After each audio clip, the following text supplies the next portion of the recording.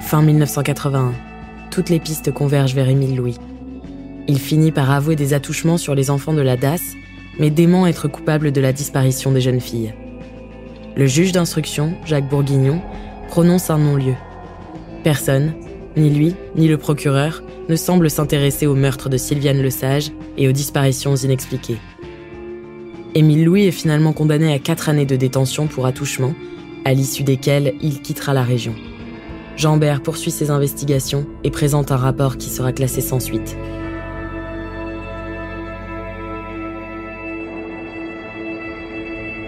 Vous écoutez La conspiration du silence, épisode 3, Perte et profit.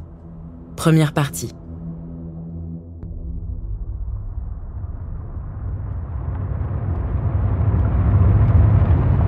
Émile Louis est placé en garde à vue. C'est vraiment le face-à-face entre Christian Jambert et Émile Louis. Et Christian a 24 heures pour le cuisiner. Il le met en examen pourquoi ? Il met en examen Émile Louis pour les attouchements sur les enfants. Stéphane Minca, journaliste. Là, il a du solide, il peut le garder. Il a aussi le meurtre de Sylviane Lesage qui veut lui coller.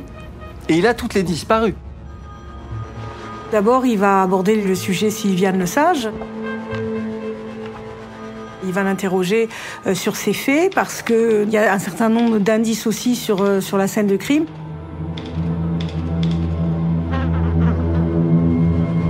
Pendant la garde à vue d'Émile Louis, sa compagne Gilberte Leménorel découvre des éléments troublants.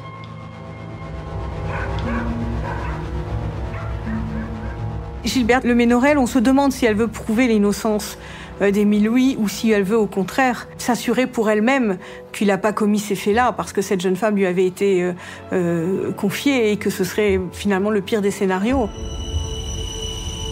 Sous l'escalier, elle va trouver des affaires qui ont l'air d'être dissimulées grossièrement. Elle amène ces éléments aux enquêteurs, en particulier à Christian Jambert. Un imperméable qui appartenait à Émile Louis, sur lequel il ne reste plus aucun bouton. Tous les boutons ont été arrachés, qui présente des taches suspectes, des taches de terre. Une combinaison sur laquelle on va retrouver de la boue. Didier Seban, avocat. Dont les gendarmes diront qu'elle ressemble furieusement à la boue qui a été retrouvée près du lieu où on a retrouvé Sylviane Lesage.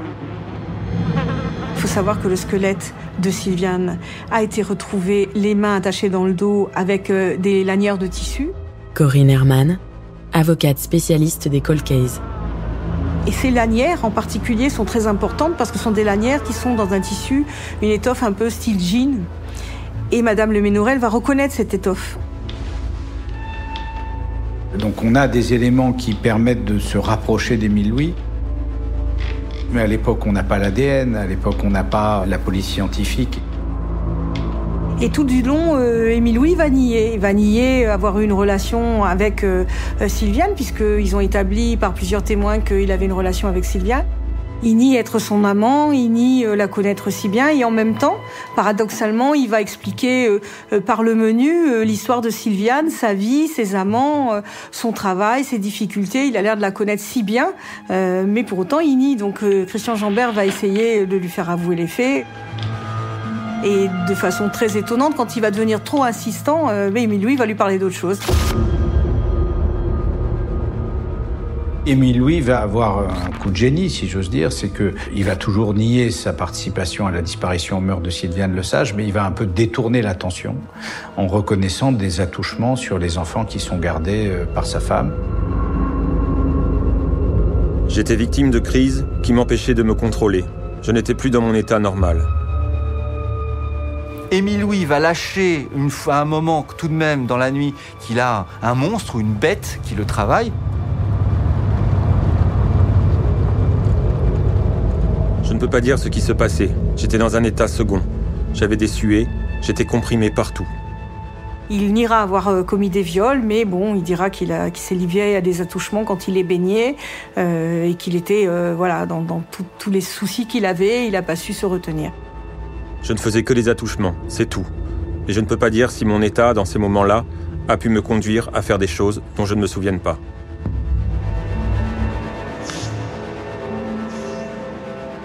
Émile Louis est malin. Il sait bien que s'il devait reconnaître le meurtre de Sylviane Lesage, on remonterait peut-être peu à peu les autres disparitions. Ça permet d'éviter qu'on s'intéresse à autre chose, puisque on le tient déjà pour une affaire. On ressort de la garde à vue où Émile Louis il va être incarcéré. À l'issue de la garde à vue, Émile Louis est inculpé du meurtre de Sylviane Lesage et de viol sur les enfants confiés à sa compagne. L'ensemble du dossier Jambert va être présenté à un juge d'instruction qui s'appelle Lopez Thérèse. Lopez Thérèse va dire on va faire un dossier sur les attouchements, donc un dossier Émile Louis attouchement, un dossier Émile Louis Sylviane Lesage et un troisième dossier qui est le dossier de vos prétendus disparus. En réalité, la division de ce dossier en trois ne permet plus au juge d'instruction et à la justice d'avoir une vision globale, mais juste des faits caractérisés dont on ne voit plus qu'ils viennent d'un même auteur. Pendant l'instruction, il faut continuer à l'interroger sur ses enfants parce que effectivement, il avoue des faits qui sont extrêmement graves. Les aveux sont réitérés, même si Émile Louis va essayer de minimiser les faits qui lui sont reprochés. Et donc, il va détailler un peu ses faits. Il va aller jusqu'à dire qu'il en a parlé à un assesseur au juge des enfants. Émile Louis se retrouve chez un psy plutôt qu'en garde à vue, ce qui est très étrange à l'époque. Et puis, il va dire qu'il a essayé de se faire soigner, mais que ses pulsions sont revenues de façon forte et qu'il regrette ce qu'il a fait aux enfants.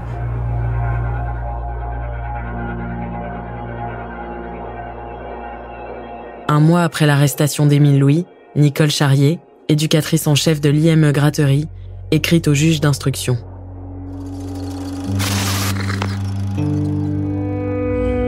Monsieur le juge, j'ai connu Monsieur Louis il y a 8 ans environ. Il effectuait le transport scolaire des enfants résidant au foyer de Montmercy. Ouvert, coopérant, se décrivant comme ancien pupille de la DAS, ce qui lui permettait d'affirmer qu'il pouvait comprendre et soutenir les jeunes qu'il véhiculait. Il se voulait très près, compréhensif, voire même éducatif et éducateur dans ses contacts avec nos adolescents, garçons et filles, qu'il prenait en amitié. Ceux-ci se confiaient à lui. Vécu comme un père, parfois un grand frère à qui on peut tout dire, il permettait les cigarettes en cachette à 14-15 ans, ou les flirts.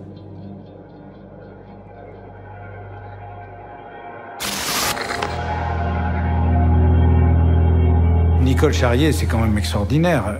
Quand Émile Louis est poursuivi pour les attouchements sur les enfants, au lieu évidemment de s'inquiéter pour ce qui a pu se passer dans son établissement, ce qu'il a pu faire, pas faire, mener une enquête, vérifier des choses, la seule personne dont elle va prendre la défense, c'est Émile Louis, en écrivant une lettre pour dire combien c'est un type bien et qu'il ne faut pas qu'il soit trop condamné pour les attouchements sur ses enfants.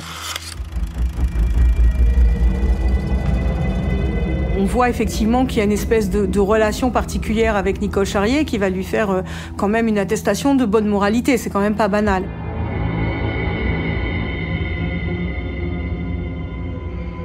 Nicole Charrier a été conseillère municipale, avec moi d'ailleurs, sous l'égide de Jean-Pierre Soisson. Bernard Revest, avocat à Auxerre. C'était la femme de Charrier, c'était la femme du patron, donc elle était patronne par procuration. Et elle a essayé de trouver sa place à l'intérieur du système. Elle a aussi fait ce qu'on lui demandait de faire. Quand elle fait une attestation pour Émile Louis, parce qu'elle le fait en disant, en gros, que c'est un brave type, qu'on est très content de lui, etc. C'est une attestation qu'elle fait parce qu'on lui demande, parce qu'elle pense que, lui, il est gentil, mais elle va pas voir plus loin les choses. Il faut savoir que ces personnes-là, à l'époque, c'était non seulement un des grands employeurs de la région, mais c'était des personnes de haute moralité. On se rend compte souvent que quand les gens ont des fonctions comme ça, qu'on ne peut pas remettre en cause parce qu'on s'occupe d'handicapés, de personnes âgées, etc., il faudrait un petit peu aller voir derrière. Et quand on est allé voir derrière, on a découvert beaucoup de choses. Émile Louis est jugé pour les attouchements sur les enfants en mars 1983. Nicole Charrier a aussi été au procès pour témoigner. Jean-Marie Petit-Colo, ancien employé de l'IME Gratterie. Ce qui a été surprenant, c'est qu'elle a quand même témoigné en faveur d'Émile Louis, pour dire que c'était pas si grave, tout ça. Moi, j'ai assisté au procès, donc c'est pour ça que je vous le dis. J'ai trouvé que l'inspecteur de la DAS de l'époque ne défendait pas vraiment aussi ses pupilles quand ils ont été interrogés. Donc c'était quand même un climat un peu spécial, on va dire. Émile Louis va être jugé en 1983. Il est condamné à 5 ans pour les attouchements sur les enfants accueillis.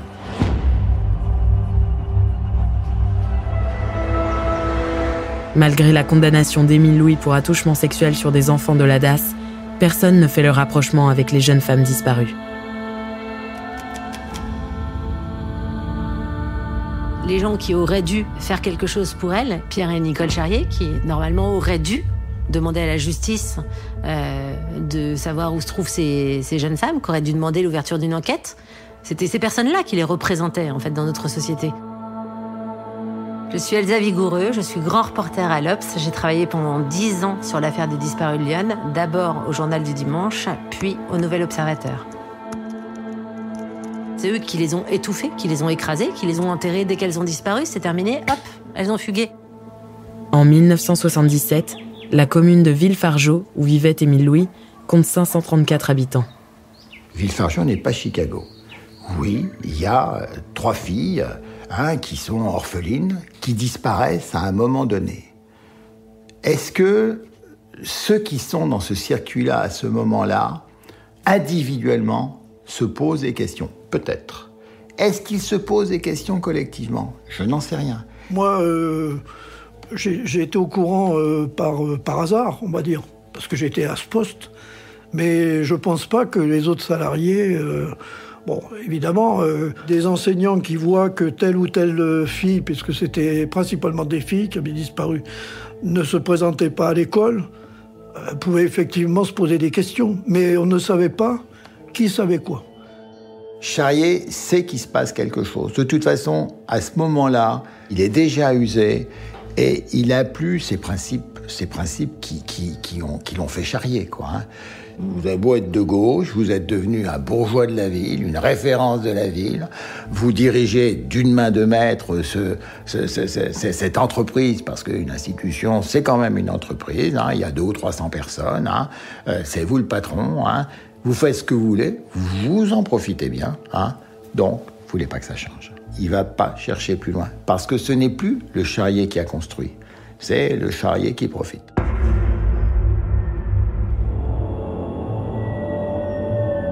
En fait, en gros, je te tiens par la barbichette, tu me tiens par la barbichette, c'est-à-dire que moi, je sais ce que tu fais, toi, tu sais ce que je fais, on se dénonce pas. C'est, je dirais, un pacte de non-agression, de non-dénonciation.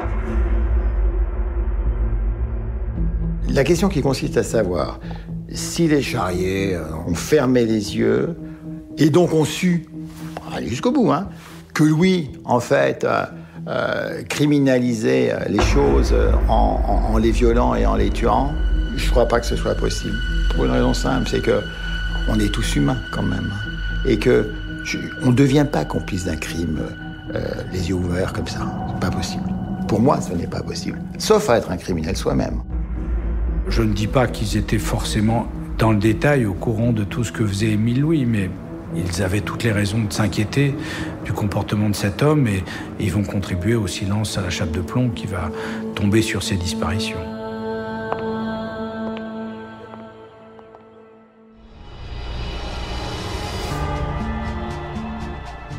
Vous venez d'écouter La conspiration du silence. Si vous avez aimé ce podcast, Vous pouvez vous abonner sur votre plateforme de podcast préférée et suivre Initial Studio sur les réseaux sociaux. La Conspiration du silence est un podcast coproduit par Initial Studio et Amda Productions, adapté de la série documentaire éponyme coproduite par Amda Productions et France Télévisions. Cet épisode a été écrit et réalisé par Vincent Hérissé et Thierry Fournet. Production exécutive du podcast, Initial Studio. Production éditoriale, Sarah Koskiewicz et Astrid Verdun, assistée de Cypriane Ligère. Montage, Johanna Lalonde, avec la voix d'Alix Martineau.